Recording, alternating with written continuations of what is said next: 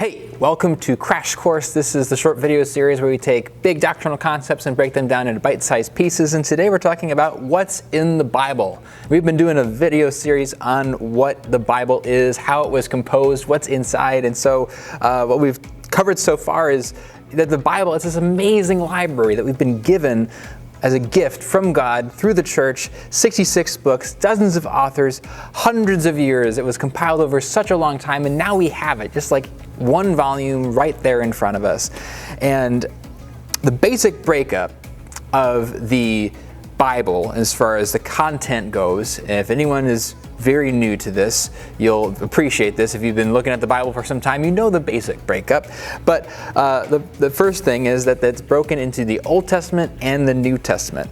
We have the Old Testament, which is also the Jewish Bible. This is the Tanakh, and that's compiled of three sections. We have the Torah, the first 5 books, and then we have writings, which is a lot of the narratives, 1st and 2nd Samuel, 1st and 2nd Kings, Chronicles, that stuff, and then writing, and then prophets, which would be Ezekiel, Isaiah, Jeremiah, all the major and the minor prophets. And then we have the New Testament, and this is the time of the church, of God's people, after the death and resurrection of Jesus. And so we have the Gospels, we have Acts, we have the Pauline epistles, and the Catholic epistles. And the Catholic epistles, that actually just means universal. So Catholic, that's another definition of the word Catholic. Not Roman Catholic, understand.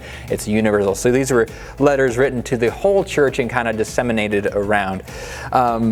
But then we get kind of a little deeper into the content of what's in the Bible. We have different books, right? And different books have different genres. And so there's several different genres in the Bible.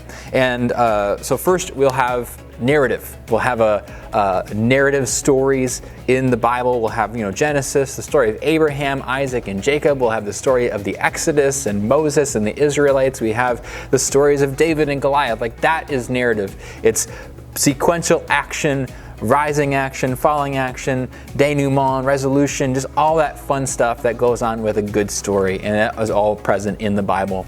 And then after narrative we have prose discourse, and this is like logical framing of, if you believe A, then that should lead to B, and B would then logically lead to C, and if you believe X, then you should then believe Y, right? It's a very logical, sequential ordering of information, trying to make a point, a presentation of information that's very logical and ordered. And then the last kind of chunk or genre of literature, broadly speaking, would be poetry.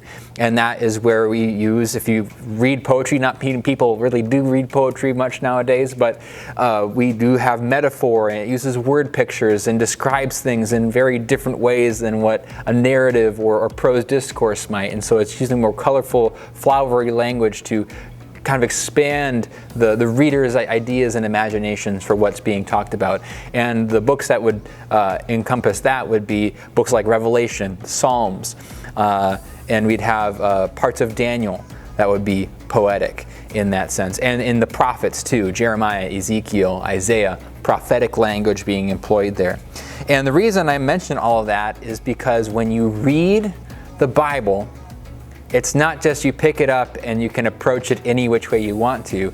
The book itself demands that you read it in a certain way. So the same way if you were to pick up a mystery novel, or if you were to pick up a historical novel, you are wanting to read it with the understanding, like, first of all, this is fiction, right? So that's filtering your understanding. And then the second thing is there are certain prose styles and literary techniques that are employed by mystery novels in particular. And there are different literary techniques employed by poetic books as well. So when you read the Bible, you need to read it in the way it was intended, the way the author wanted you to read it, and that's going to impact how you understand the book. And so reading the Bible, how do you do it? Well, that's a great question, and that's what the next video is going to be all about.